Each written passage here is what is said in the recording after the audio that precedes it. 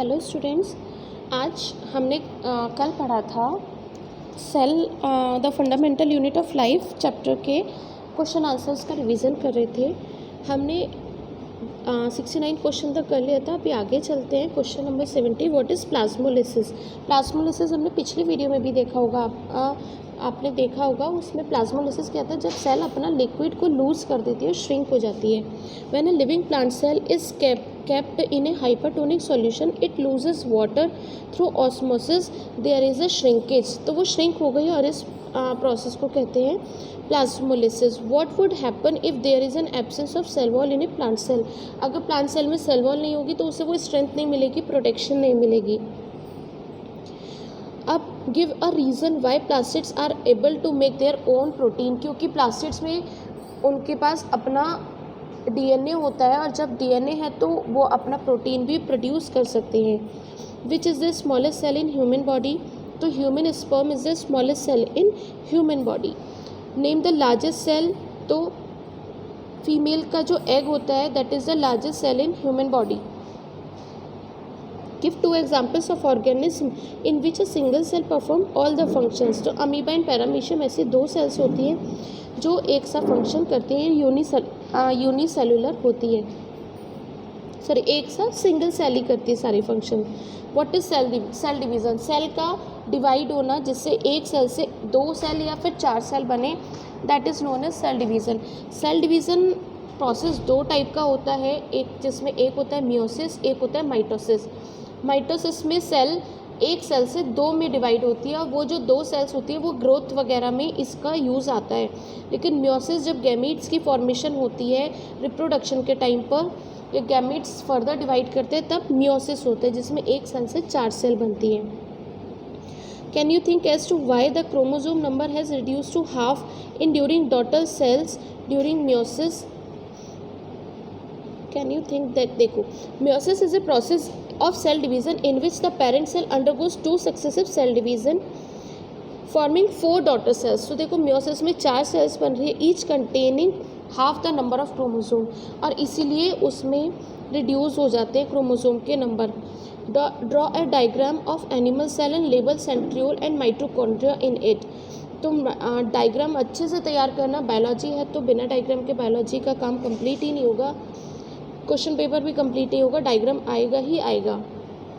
कभी कभी ऐसे डायग्राम आ जाता है कि एक डायग्राम होगा जहाँ पे जैसे सेंट्रियोल लिखा है, वहाँ पे कुछ नहीं लिखा होगा, ABCDEF लिखा होगा और आपको उसको फिल करना होगा। What is the functional unit of life. तो फंक्शनल यूनिट क्या है, सेल ही तो है, क्योंकि सेल से ही हमारे सारे बॉडी के फंक्शंस परफॉर्म हो रहे हैं। एक सेल से कई सारी सेल्स मिलती हैं। इसी तरह से give 1 example each of prokaryotic and eukaryotic. तो प्रोकैरियोटिक सेल का एग्जाम्पल है बैक्टीरिया और यूकैरियोटिक सेल का प्लांट सेल लिख दो, ह्यूमन सेल लिख दो, कुछ भी लिख सकते हैं। What are the various functions performed by cell. तो सेल सारे फंक्शंस को करती है, न्यूट्रिशन, डाइजेशन, इजेशन, रिप्रोडक्शन। उससे अलग भी ये सिंथेसिस करती है सब्सटेंसेस का, जैसे प्रोटीन की फॉर्मेशन होती है, एंजाइम्स का सिक्रीशन होता है, डाइजेशन होता है, एनर्जी की फॉर्मेशन होती है। ये सब काम किसके हैं, सेल के। Give 1 difference between nucleus and nucleoid. Nucleus is the largest cell structure which is spherical और oval, usually located in the centre of the cell. तो न्यूक्लियस सेंटर में होता है, जबकि न्यूक्लियोइड बैक्टीरिया में होता है। अनडिफाइंड न्यूक्लियस को न्यूक्लियोइड बोलते हैं। तो न्यूक्लियस के चारों तरफ एक वॉल होती है, न्यूक्लियर मेम्ब्रेन या फिर न्यूक्लियर एनवलप बोलते हैं, लेकिन न्यूक्लियोइड के चारों तरफ कोई वॉल नहीं होती, इसलिए हम उसको डिफाइन भी नहीं कर सकते प्रॉपर न्यूक्लियस की तरह। What are the functions of centrosome. Cell division में हेल्प करता है centrosome. What is the function of Golgi body. तो पैकेजिंग मटेरियल होता है, और दूसरा है ये लाइसोसोम के फॉर्मेशन में हेल्प करता है। तो इसमें 2 चीज़ें आ जाएंगी, सिक्रीटरी ऑर्गेनी लिखा है यहाँ पर, लेकिन गोल्जी बॉडीज़ का काम पैकेजिंग मटेरियल का भी होता है, और ये लाइसोसोम और पेरोक्सिसोम का भी फॉर्मेशन करता है। In which form does the mitochondria release energy. ATP की फॉर्म में। The inner membrane of mitochondria is deeply folded. What is its advantage of these folds. तो जितने ज़्यादा फोल्ड होंगे, मैंने कल डायग्राम भी बनाया था, जितने ज़्यादा फोल्ड्स होंगे उतने ज़्यादा उसमें ATP का फॉर्मेशन के लिए सरफेस एरिया ज़्यादा बड़ा होता जाएगा। तो उसे हाँ, आगे चलते हैं। Name the cell organelle in which the following structures are present. तो क्रिस्टी होते हैं माइटोकॉन्ड्रिया में, तो हम इसमें क्रिस्टी की बात कर रहे थे। जो क्रिस्टी होते हैं यही सरफेस एरिया को बढ़ाते हैं। और स्ट्रोमा होते हैं प्लास्टिड्स में, क्लोरोप्लास्ट में। With the help of self explanatory diagram discuss the process of mitosis. तो माइटोसिस में क्या होता है, एक सेल से दो सेल बनती है। तो यहाँ पे आपको डायग्राम देख के ही समझ में आ गया होगा क्या है mitosis. With the help of self explanatory diagram discuss the process of meiosis. Meiosis में क्या होता है, एक सेल से चार सेल बनते हैं। ये देखिए, ये एक सेल थी और इससे चार सेल बन गई। और ये कब बनता है, गैमीट्स की जब फॉर्मेशन होती है। Draw a neat label diagram of a prokaryotic cell. तो ये तो बना लो क्या। Draw the diagram of a plant cell and label three parts which make it different from animal cell. तो इसमें क्लोरोप्लास्ट होता है जो एनिमल सेल में नहीं होता है। इसमें एक बड़ी वैक्यूल होती है जो कि एनिमल सेल में नहीं होती। क्यों नहीं होती एनिमल सेल में, क्योंकि एनिमल सेल में फूड को स्टोर करने की नीड नहीं होती, लेकिन प्लांट सेल में फूड को स्टोर करना पड़ता है, इसलिए प्लांट सेल में वैक्यूल होती है। सेल वॉल जो कि सिर्फ प्लांट सेल में होती है, एनिमल सेल में नहीं होती। सेल वॉल का काम होता है प्रोटेक्शन देना और सेल को स्ट्रेंथ देना। Distinguish between hypotonic, isotonic and hypertonic solution. तो हाइपोटोनिक सॉल्यूशन वो होता है जिसमें देखो, if the medium surrounding the cell has high water concentration, तो क्या होगा, वो वाटर सेल के अंदर एंटर कर जाएगा। तो दिस इज अ सेल में जब वाटर एंटर कर जाएगा तो सेल स्वेल हो जाएगी और ये कहलाता है सेल के बाहर का सॉल्यूशन हाइपोटोनिक सॉल्यूशन। तो इसका एग्जांपल आ जाएगा रेजिन। रेजिन मतलब किशमिश। आप लोगों ने देखी है, किशमिश को अगर पानी में डाल दोगे तो किशमिश फूल जाती है। इसीलिए फूल जाती है क्योंकि जब उसे पानी में डालते हैं तो उसके अंदर वाटर की कंसंट्रेशन कम होती है, उसके बाहर वाटर की कंसंट्रेशन ज़्यादा होती है। तो वाटर वहाँ से अंदर चला जाता है और जिससे वो रेजिन स्वेल हो जाती है। आइसोटोनिक जिसमें सेल के अंदर और सेल के बाहर कंसंट्रेशन वाटर की इक्वल होती है। थर्ड है हाइपरटोनिक सॉल्यूशन। हाइपरटोनिक में जो प्लाज्मोलाइसिस में होता है कि सेल के अंदर वाटर की कंसंट्रेशन ज़्यादा है, but outside the cell the water concentration is very low, so cell will lose water and it become shrink. ये श्रिंक हो जाती है।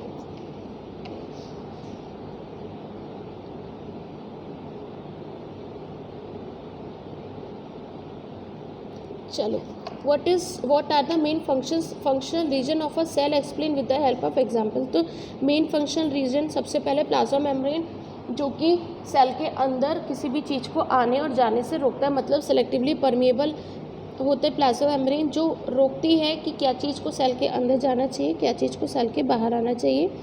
दूसरा है न्यूक्लियस। न्यूक्लियस हेल्प करता है पूरी सेल के फंक्शनिंग में। सेल को कब क्या काम करना है वो सब काम न्यूक्लियस देखता है। थर्ड है साइटोप्लाज्म। साइटोप्लाज्म का काम होता है, इसमें सारी सेल ऑर्गेनेलीज होती हैं।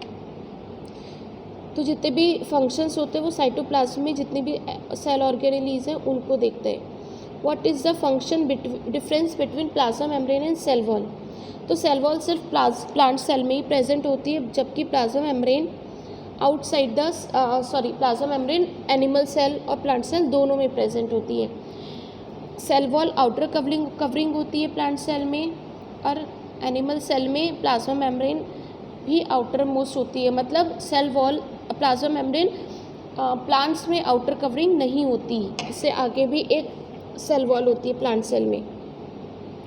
Cell wall it is present outside the plasma membrane. Plasma membrane it is present outside the cytoplasm. Cell wall rigid होती है, प्लाज्मा मेम्ब्रेन फ्लेक्सिबल होती है। सेल वॉल नॉन लिविंग होती है, प्लाज्मा मेम्ब्रेन लिविंग होती है। सेल वॉल मेडअप की cellulose की बनी हुई होती है और plasma membrane proteins and lipids की बनी हुई होती है। Right 2 points of difference between nuclear region of a bacterial cell and nuclear region of a animal cell.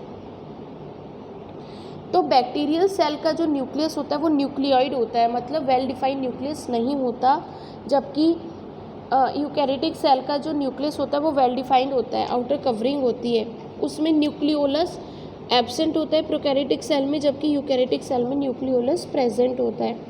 Which organelle is most prominent and important structure in a cell. And also act as the control centre of the cell. तो इसका answer सीधे सीधे हो जाएगा nucleus. सिर्फ एक nucleus है जो कि पूरे सेल के सारी फंक्शनिंग को कंट्रोल करता है। Define the term protoplasm, cytoplasm and nucleoplasm. Protoplasm को बाद में पढ़ेंगे, पहले न्यूक्लियोप्लाज्म देखते हैं। न्यूक्लियोप्लाज्म होता है न्यूक्लियस के अंदर में जो लिक्विड भरा हुआ है, that is called nucleoplasm. Cytoplasm होता है जो न्यूक्लियस के बाहर जो लिक्विड होता है सेल के अंदर, और न्यूक्लियस के बाहर जो लिक्विड है वो साइटोप्लाज्म है। और प्रोटोप्लाज्म लिविंग होता है, लिविंग मतलब cytoplasm plus nucleoplasm is equals to protoplasm. Name the cell organelle which are called suicide bag and power house of the cell. Suicide bag होता है लाइजोसोम, पावर हाउस होता है mitochondria. Suicide bag इसलिए कहते हैं lysosome को क्योंकि इसके अंदर जो एंजाइम्स होते हैं, जो डाइजेस्टिव जूस होता है, डाइजेस्टिव एंजाइम्स होते हैं, कभी कभी लाइजोसोम की वॉल ब्रेक हो जाती है तो सारे जितने भी एंजाइम्स हैं ये बाहर आ जाते हैं और ये बाहर आके सेल के सारे मटेरियल को डाइजेस्ट कर लेते हैं, जिससे सेल की डेथ हो जाती है। पावर हाउस इसलिए कहते हैं क्योंकि यही सेल को एनर्जी प्रोवाइड करता है, इसलिए इसको power house of the cell कहते हैं।